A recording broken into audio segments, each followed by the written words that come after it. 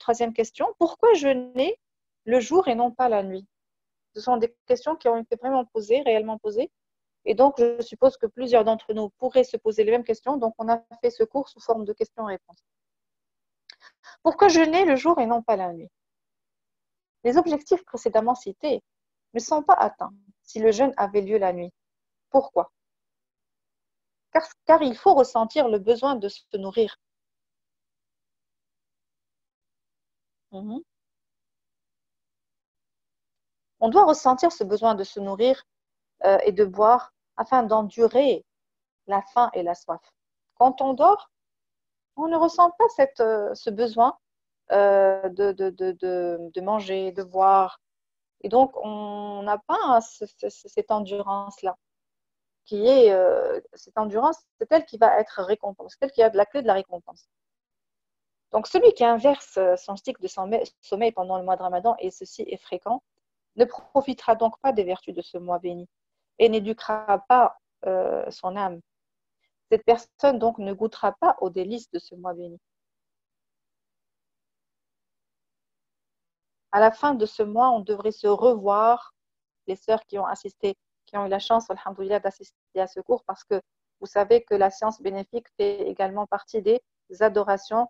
Je suppose que les sœurs qui n'ont pas assisté au cours, je suppose qu'elles sont en train de faire la prière de Tarawih et tout. Il faut savoir que même la science bénéfique fait partie, donc c'est une adoration aussi. Donc on est, alhamdoulilah, dans ce groupe-là, on est en train également de profiter de cette première nuit du mois de Ramadan en, euh, en se partageant cette science bénéfique, alhamdoulilah.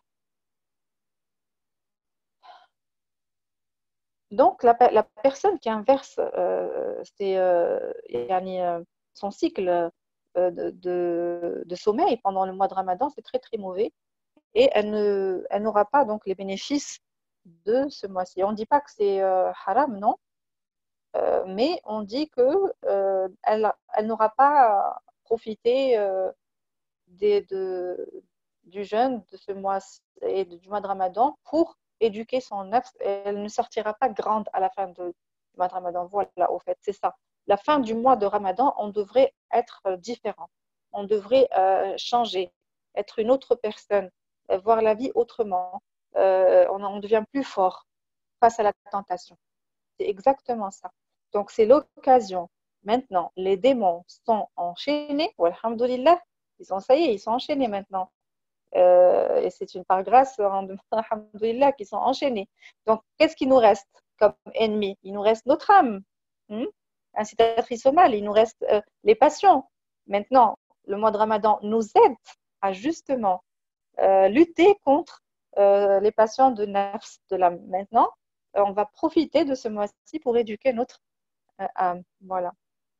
Pourquoi jeûner? Question 4. Pourquoi jeûner entre l'aube et le coucher du soleil? Naam, Sophia nous réformer. Au fait, on ne demande pas à Allah. Ce sont des questions comme on fait les questions de méditation du Coran, on se pose des questions pour chercher la science utile.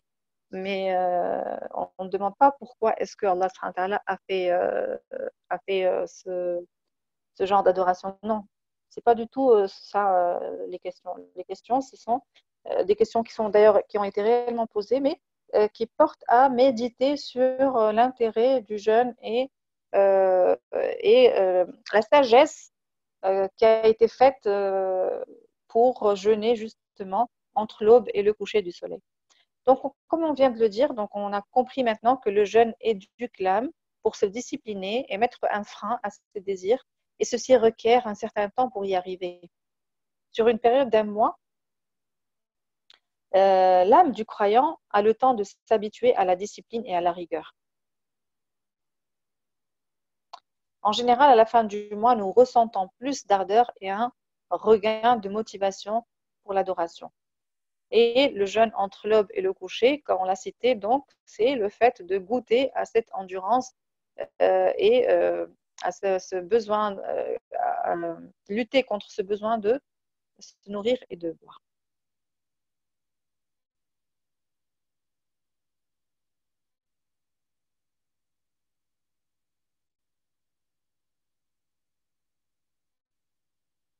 Pourquoi tous les mois ne sont-ils pas comme le mois de Ramadan?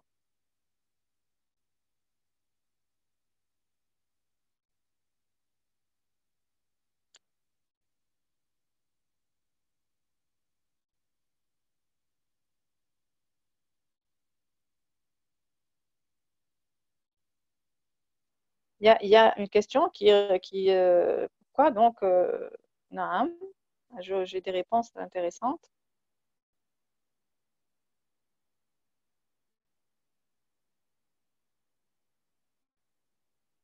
Naam, naam. Tous les mois ne sont pas comme le mois de Ramadan. Il y a une sagesse derrière cela. Au fait, le mois de Ramadan est exceptionnel, effectivement, comme on dit les sœurs sur le chat. C'est un mois où le Coran a été révélé. Il y a l'ayat al-Qadr, naam, tout ça. Mais aussi parce qu'on a dit que le fait de jeûner, c'est une école pour réformer cette âme et pour euh, l'éduquer.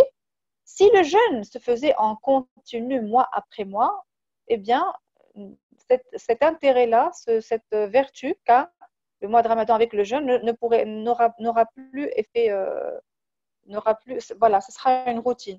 Ce sera une routine. Et par conséquent, le jeûne n'atteindra pas son objectif.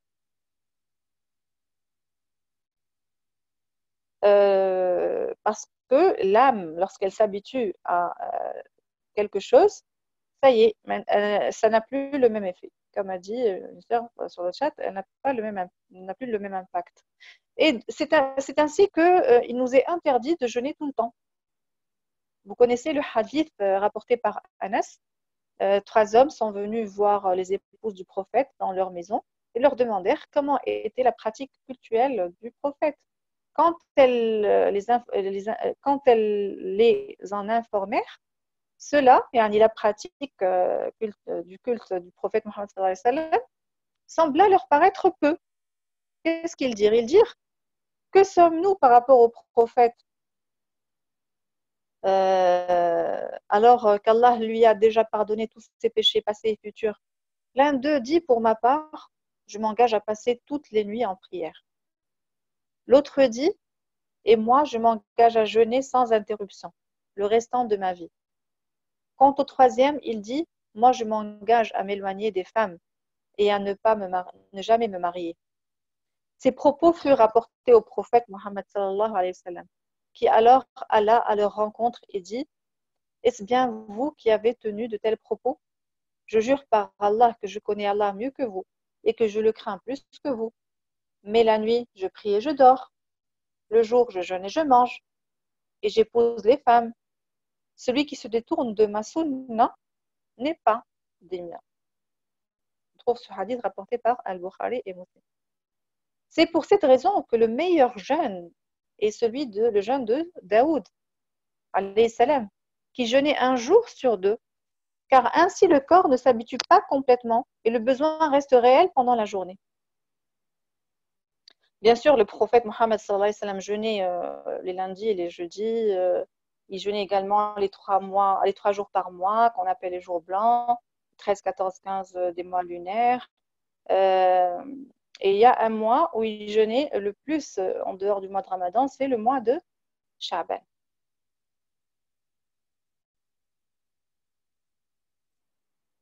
On est arrivé à la question 7. Pourquoi la femme en période des menstrues ou de l'oshi ne peut-elle pas jeûner?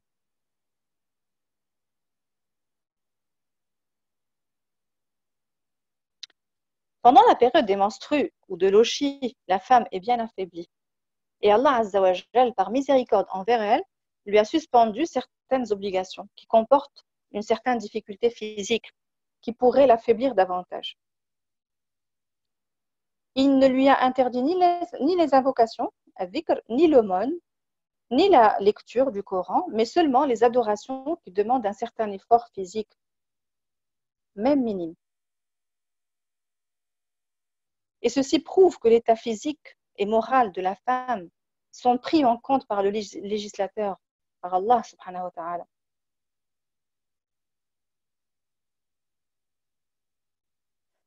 Ceci devrait interpeller les hommes et la famille d'une manière générale de cette femme, et que la femme, en ces moments-là, passe par une période de faiblesse qu'il faut prendre en compte. Si son créateur a pris en compte ces moments-là, sa famille et son époux, en l'occurrence, devraient eux-mêmes aussi l'aménager pendant ces moments-là.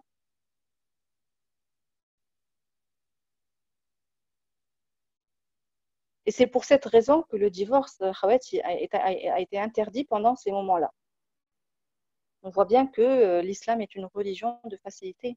Alhamdulillah. Est-ce que je peux passer? Est-ce que jusqu'ici c'est clair?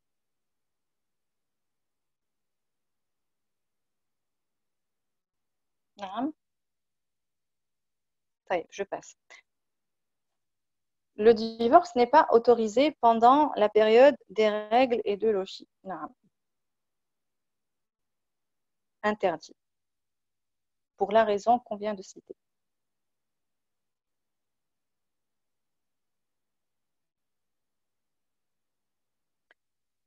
La question 8. Pourquoi le jeûne n'est-il pas complètement annulé en cas d'excuse légale comme la prière? Vous savez que en cas d'excuse légale, le jeûne, on est obligé de le refaire, mais pas la prière.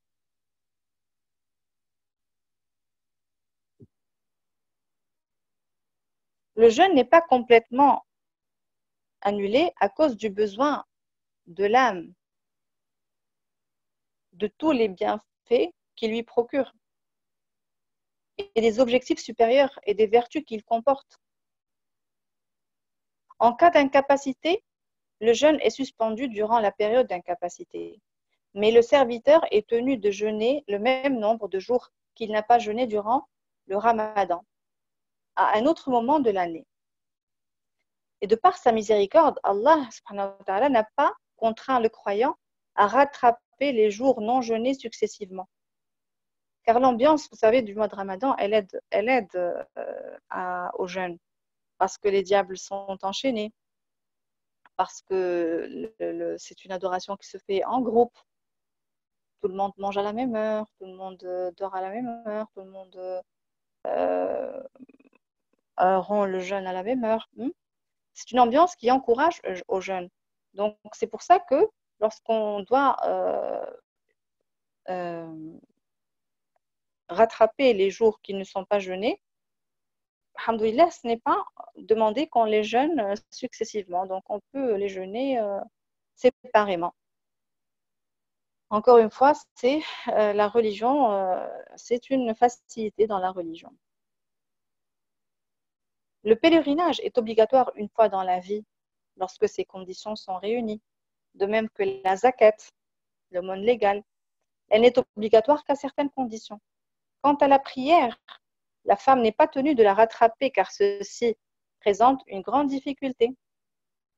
De plus, les objectifs de la prière sont atteints puisque la femme reprend déjà la prière quotidienne après sa période de menstrue. Donc voilà pourquoi le jeûne doit être rattrapé pour bénéficier des vertus et des objectifs supérieurs du jeûne.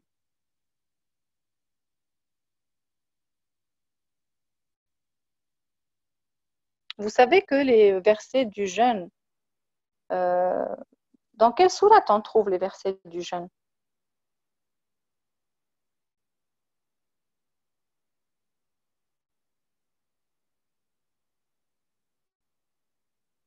Je pose une question. Dans quelle sourate les versets du jeûne, Khawati? Tu peux me dire? Naam, naam, Al-Baqarah. Ahsantum ala vache. Ahsantum. Maintenant, on voudrait savoir quelle est la sagesse dans le fait que les lois du jeûne font partie de sourate Al-Baqarah. Et quel est le lien qu'il y a entre ces versets, les versets du jeûne, et de sourate Al-Baqarah? Pour les sœurs qui font avec nous la méditation, c'est une question de méditation.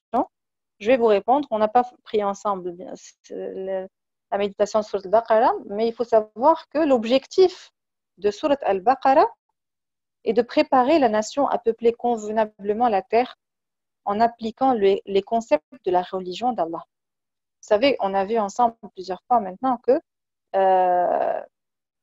les sourates du Coran ont un objectif. Quand on fait la méditation du Coran, des sourates, on commence par voir l'objectif de la sourate. L'objectif, c'est-à-dire le thème général des versets de cette sourate. Donc, l'objectif de Surat Al-Baqarah, c'est, je répète, préparer la nation à peupler convenablement la terre en appliquant les concepts de la religion d'Allah. Et le jeûne, comme on vient de le dire, est l'école qui veille à la réforme de l'individu. Et l'individu fait partie de la société. Donc, si chacun de cette société se réforme grâce à cette école de jeûne, toute la société sera réformée afin de mener à bien cette mission qui est celle de peupler convenablement la terre en appliquant les concepts de la religion d'Allah. Est-ce que le lien est clair? Bien, vous voulez que je répète?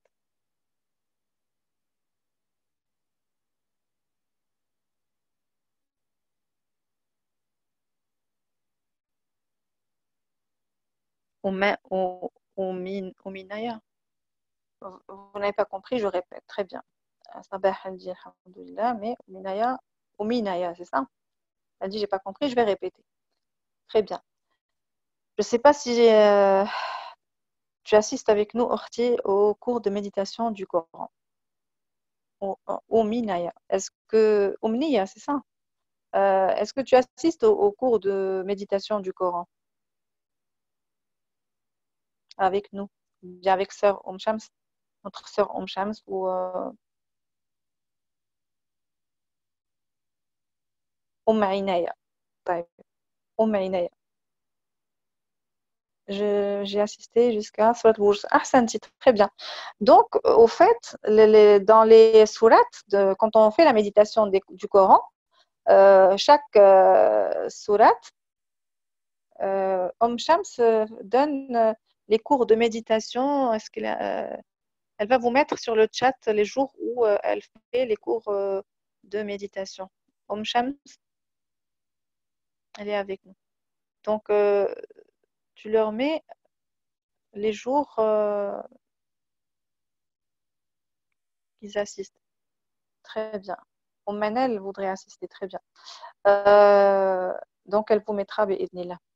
Donc, Orti, je disais, Omainaya, je disais que chaque sourate du Coran a un objectif qu'on appelle maqsad al-soura en arabe, maqsad al-soura, l'objectif de la sourate. Et c'est très important pour la méditation du Coran de connaître l'objectif de chaque sourate. Pourquoi? Parce que quand on a en tête l'objectif de chaque sourate, en lisant le contenu de la sourate et en les reliant au verset, on comprend mieux la sourate. Et maintenant, l'objectif, on a dit que les versets du jeûne, ce sont des versets qui font partie de Surat Al-Baqarah. Que font les versets du jeûne dans Surat Al-Baqarah? Rien n'est fait au hasard. Vous savez que le Coran, subhanallah, donc, Shams vous a dit, c'est les lundis à 14h30 qu'elle donne les cours de méditation du Coran. Donc, on a dit que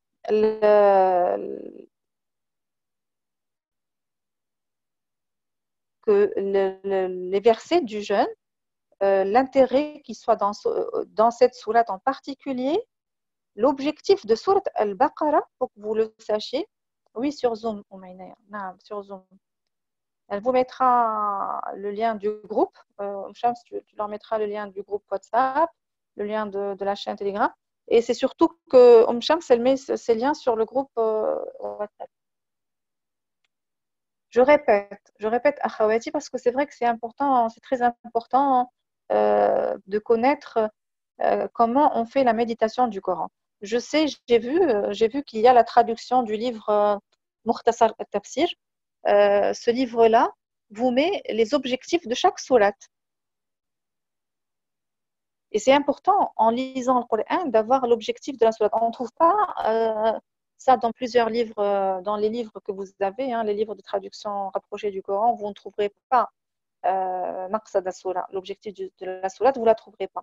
Vous la trouverez dans ce livre d'exégèse, Mukhtasar at-Tafsir, qui lui a été traduit en langue française, alhamdoulilah, et je l'ai vu, on vous le mettra,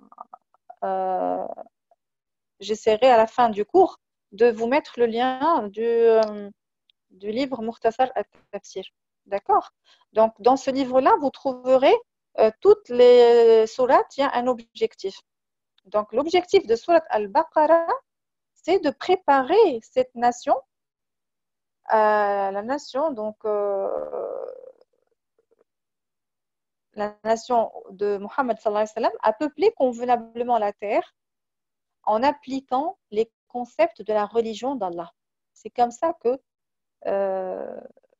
c'est la nation qui va suivre le Coran, qui va suivre les concepts d'Allah. Donc, et la préparer convenablement à appliquer les concepts de la religion. Et vous savez, on vient de dire que le jeûne, c'est l'école qui veille à la réforme de l'individu. Vous savez qu'une société, elle est faite d'individus. Si chaque individu se réforme, toute la société sera par la suite réformée et prête à mener à bien cette mission de peupler convenablement la terre en appliquant les concepts de la religion d'Allah. Je pense que je me suis attardée là-dessus, mais c'était important parce que j'ai ouvert la parenthèse de l'importance de la méditation du Coran et la manière de méditer le Coran. On arrive à la question 10. Elle commence par nos foyers. Naam, chacun. Allah subhanahu wa ta'ala dit dans Sourate Ar-Ra'd, Inna Allah la yughayyiru ma biqawmin hatta yughayyiru ma bi anfusihim. Allah ne change pas ce qui. J'essaie de traduire, hein, traduction rapprochée. Ne va pas changer ce qu'il y a dans une société avant que ces gens-là ne commencent à changer eux-mêmes, à se réformer eux-mêmes. Donc, si chacun commence, l'état d'un peuple, donc si chacun de nous commence par lui-même, toute la société va être réformée par la suite. Question 10. Quelle est la spécificité du jeûneur par rapport à ses invocations? Le prophète sallallahu alayhi wa sallam dit 3 invocations ne sont jamais rejetées. Celle du parent, celle du jeûneur et celle du voyageur. Pour quelle raison l'invocation du jeûneur est-elle exaucée? Ce hadith est authentifié par Al-Albani. Pour quelle raison donc l'invocation du jeûneur est-elle exaucée d'après vous? On est en train de méditer sur les raisons, sur les sagesses plutôt du jeûne. Et on voit que l'invocation du jeûneur a une importance primordiale puisqu'elle est exaucée. D'après vous, pour quelle raison?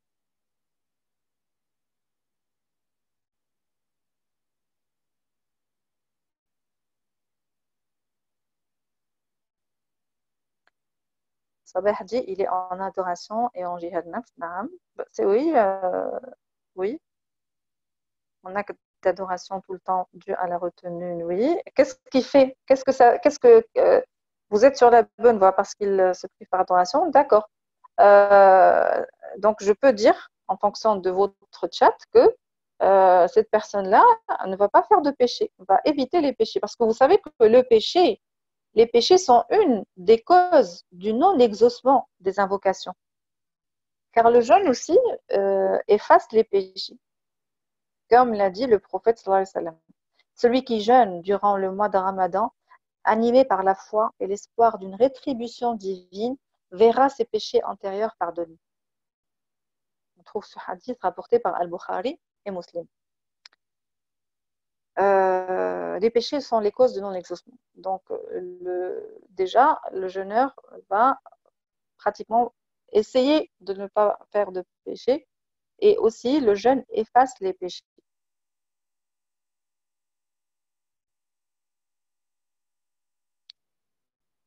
Aussi, il y a une autre raison. Donc, en règle générale, vous savez qu'un travailleur reçoit son salaire à la fin de sa tâche, n'est-ce pas? La journée du jeûneur se terminant au coucher du soleil, il lui a été donné comme récompense l'exaucement de son invocation au moment de la rupture du jeûne. Donc, il faut que vous sachiez que quand on fait le doua au moment de la rupture du jeûne, c'est une cause d'exaucement de l'invocation. Vous allez me dire que pourquoi? Subhanallah, à ce moment-là, on est occupé à préparer à manger, on a commencé à avoir faim, on a envie de manger ceci, on a envie de manger là, on a envie de boire du jus, boire de l'eau. Est-ce qu'on va penser à faire l'invocation? Ou bien on va être empressé pour manger et boire? Je dirais que généralement, on espère qu'Allah va nous rappeler, nous donner la force de prendre un moment et faire cette invocation qui est, comme vous le voyez, c'est une invocation qui est exaucée.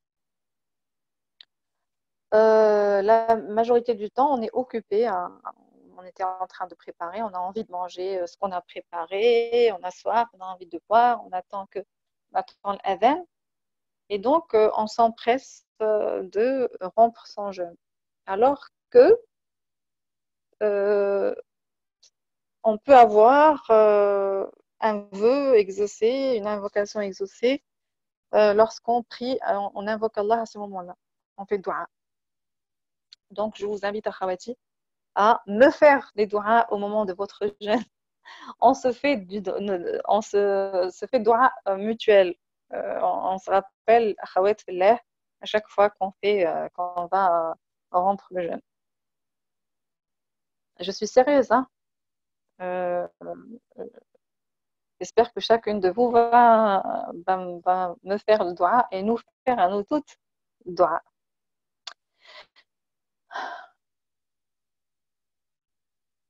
Donc, l'invocation exaucée constitue une récompense immédiate pour le croyant endurant et sincère. La fin de la journée est le moment où le jeûneur ressent le plus son besoin de son Seigneur à cause de la faim et de la soif. Alors cette grande récompense est une motivation pour lui. Moi aussi, je vais me rappeler, ya Rabbi, on demande à Allah de nous rappeler de faire dua à toutes nos sœurs et à tous les musulmans et musulmanes.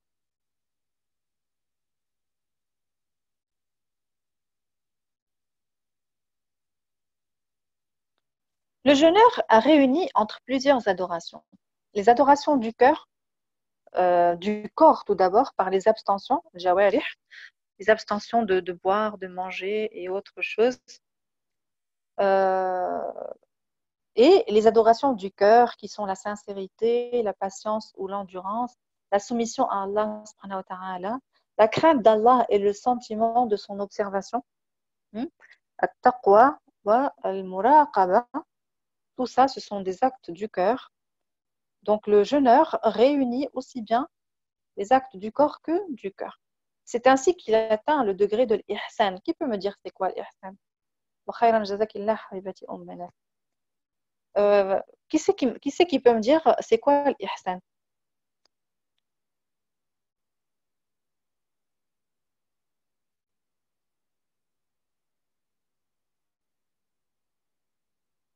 Que veut dire l'ihsan? La bienfaisance. Naam. Umayna a dit c'est après l'iman. Naam. C'est un grade en plus de l'iman. Camille dit c'est adorer Allah comme si on le venait à Ahsanti Camille. أن تعبد الله كأنك تراه. نعم أحسنتِ كلام أم عمران. Très bien. C'est un degré plus haut que l'iman. Et donc, c'est l'ihsan consiste à adorer Allah comme si tu le voyais. Car même si tu ne le vois pas, lui, il te voit. Donc, le croyant, le jeûneur peut atteindre ce degré-là de l'ihsan. Il atteint. Parce que par les adorations du cœur, la sincérité, la patience et l'endurance, la soumission à Allah Azza wa Jal, la crainte et l'observation, le sentiment de son observation.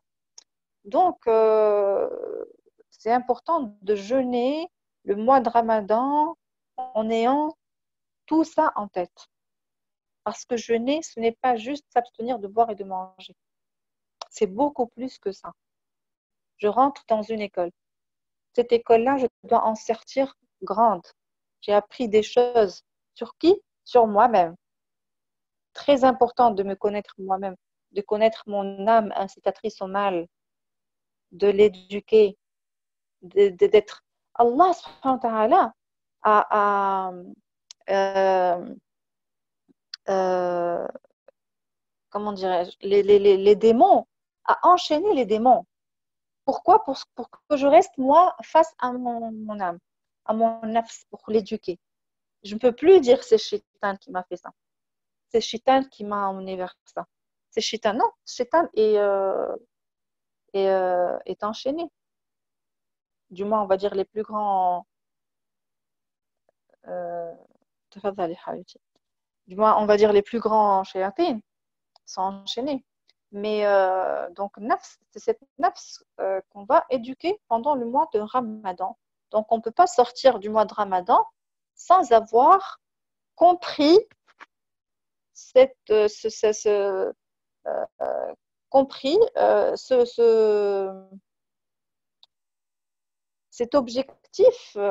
cet objectif, immense qu'est le fait euh, de se réformer soi-même. Quel est l'impact du jeûne sur l'individu et la société? On va laisser cette question en dernier, Soumaya. On passe à la question qui suit et après on va revenir on va passer à la question 12 et après on revient à la question 11. Pourquoi Allah a-t-il mentionné le jeûne spécifiquement dans le hadith al-Qudusi?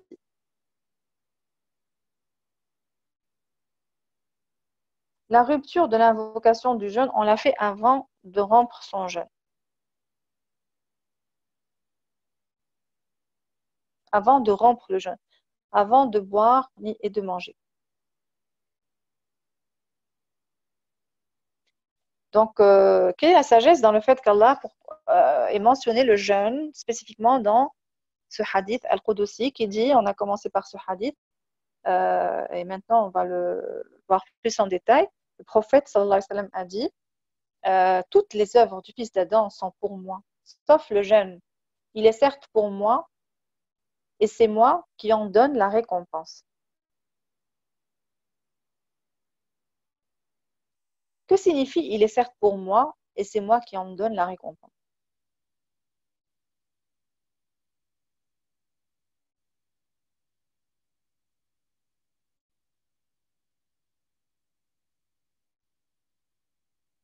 Quelle est la spécificité du jeûne?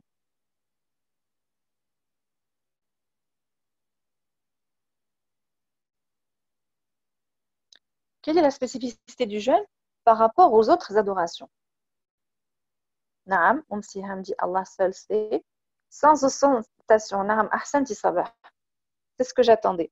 Toutes les adorations en dehors du jeûne peuvent être mélangées à l'ostentation, à riya.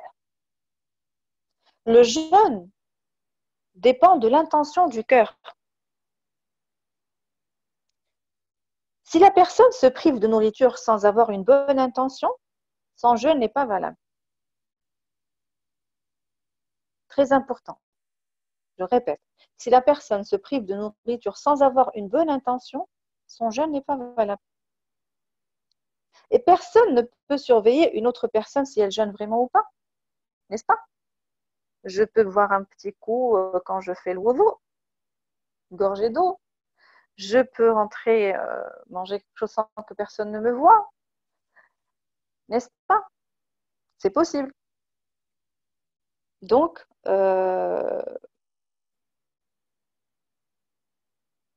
personne donc, ne peut surveiller une autre personne si elle jeûne vraiment. Donc, la réponse à la question, il est certes pour moi et c'est moi qui en donne la récompense. Les ulama ont donné deux interprétations à ce hadith. La première interprétation, Certains savants disent que le jeûne n'existe que dans les religions qui sont à l'origine révélées par Allah Azza wa Jal. Les associateurs ne se rapprochaient pas de leur divinité par le jeûne, mais par l'aumône, le sacrifice. Parce que l'idole ne peut pas contrôler le jeûne de son adepte, n'est-ce pas? C'est aberrant. Donc, toutes les adorations peuvent être mélangées à l'ostentation, sauf le jeûne. Car c'est un acte intérieur et caché entre Allah et son serviteur. La deuxième interprétation des savants, ils disent le jour du jugement, on retirera les bonnes actions du croyant pour réparer les injustices qu'il aurait commises envers les autres. Mais l'aumône Sophia peut être accompagnée d'ostentation, sauf le jeûne. Toutes les adorations peuvent être accompagnées d'ostentation. Seul le jeûne ne peut pas être accompagné d'ostentation quand tu jeûnes avec la bonne intention tu le fais pour toi, hein, pour Allah. Personne ne te voit. C'est quelque chose entre toi et Allah. Donc, la deuxième interprétation de ce hadith, vous savez que le jour du jugement, tout ce qui est entre toi et Allah, Allah va le pardonner. Mais entre toi et les autres, non. Sauf si, bien sûr, dans cette vie, vous vous êtes donné vous vous êtes pardonné, vous vous êtes rendu les mazalim, comment dire ça? Euh, donc chacun je ne sais pas comment dire. Musamaha, na'am, la justice. Voilà, vous vous êtes rendu justice, voilà, dans cette vie. Donc le jour du jugement, na'am, ahsanti. Le jour du jugement, on retirera les bonnes actions du croyant pour réparer les injustices qu'il aurait commises envers les autres. Toutes les œuvres pourraient être diminuées de cette façon, sauf le jeûne. Allah garde sa récompense intacte. Subhanallah. Le jour du jugement, l'opprimé va prendre les bonnes œuvres de celui qui l'a opprimé. Excepté le jeûne. Allah le préserve. Allah lui préserve le bienfait de ce jeûne. Subhanallah. Et ça, c'est l'interprétation du hadith al-Qudusi qui est énorme. Donc, on revient à la question 11. Quel est l'impact du jeûne sur l'individu et la société?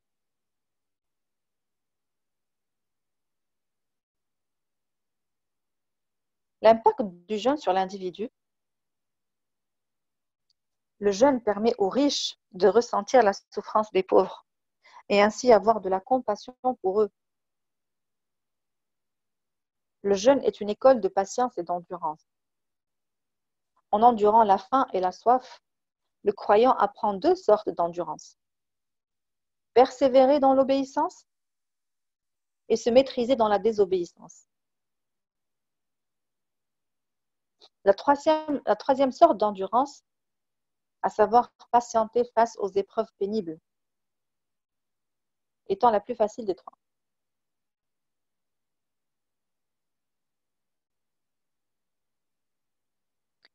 Le jeûne est une obéissance et une soumission à Allah et un triomphe sur Shaitan. Le jeûne est un moyen pour éduquer l'âme à ressentir l'observation permanente d'Allah. Le jeûne aide l'âme à se discipliner et à mettre un frein à ses désirs. En effet, celui qui parvient à renoncer à ce qui est licite à l'origine par amour pour Allah sera plus à même de renoncer à ce qui est illicite par obéissance à Allah. Le jeûne apprend aux croyants la rigueur et la discipline. Il est notamment recommandé de s'empresser de rompre le jeûne et retarder le repas de l'aube, as-suhour. Ajjilu as-suhour wa akhiru as-suhour. Ajjilu al-futur wa akhiru as-suhour. Le jeûne éduque les croyants à respecter le temps et à ressentir la valeur de ce bienfait d'Allah. Le jeûne est un moyen d'éduquer l'âme au degré de bienfaisance, al-ihsan. La bienfaisance dans le jeûne et la bienfaisance envers les gens. Le jeûne est une occasion exceptionnelle pour gagner en récompense et accroître sa foi. Le jeûne est une école de morale. D'après Abu Huraira, le prophète sallallahu alayhi wa sallam a dit que celui qui a l'intention de jeûner un jour ne dise pas d'obscénité et ne soit pas ignorant. Si quelqu'un l'injurie ou l'attaque, il répète « Je suis en jeûne ». Allahumma inni sa'im. Il rapporte également que le prophète sallallahu alayhi wa sallam a dit « Celui qui n'abandonne pas le mensonge et sa pratique, Allah n'a pas besoin qu'il délaisse sa nourriture et sa boisson. » Le ramadan, mes chères sœurs, est une occasion pour se concentrer sur la lecture et l'étude du Coran.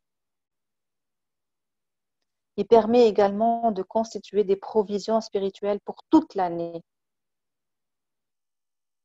Allahumma waffiqna li siyam Ramadan wa qiyamihi ala al-wajh alladhi yurdik. Subhanak Allahumma wa bihamdik ashhadu an la ilaha illa anta astaghfiruka wa atubu ilayk. Donc l'impact du jeûne sur la société, le jeûne réalise l'unité des musulmans à travers le jeûne collectif, puisqu'on fait toutes les adorations en collectivité, la rupture du jeûne, le suhour, le tarawih. Malheureusement, cette année, on est privé de tarawih, mais on sait qu'en même temps, tout le monde est éveillé à faire ses adorations, à faire la lecture du Coran, à faire salat al-layl, tarawih en l'occurrence. Durant le jeûne, le riche et le pauvre sont égaux par rapport à la faim et la soif qu'ils ressentent. Le jeûne permet aux riches de ressentir la souffrance des pauvres et ainsi avoir de la compassion pour eux. La réforme de la société en général est basée sur la droiture de chacun. Et celle-ci est assurée par la crainte d'Allah qui est à la base de la piété et qui est l'objectif du jeûne. لعلكم تتقون كتب عليكم الصيام كما كتب على الذين من قبلكم لعلكم تتقون. L'objectif du jeûne aussi, donc, c'est de at-taqwa. C'est la piété. Réformer les individus revient à réformer la société. Le jeûne est une école de solidarité et de cohésion sociale.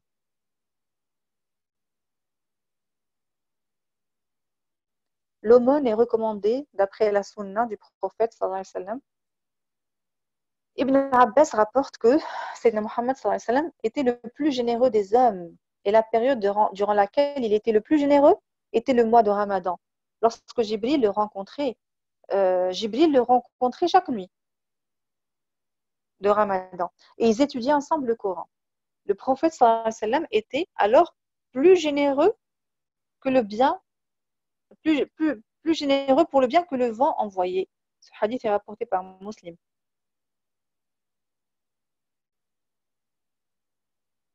Le mérite de nourrir les jeûneurs au moment de la rupture du jeûne, d'après Zayd ibn Khalid al-Juhani, qu'Allah l'agrée, le prophète sallallahu alayhi wa sallam a dit « Celui qui nourrit un jeûneur pour la rupture du jeûne aura la même récompense que lui, sans que cela n'enlève rien à la récompense du jeûneur.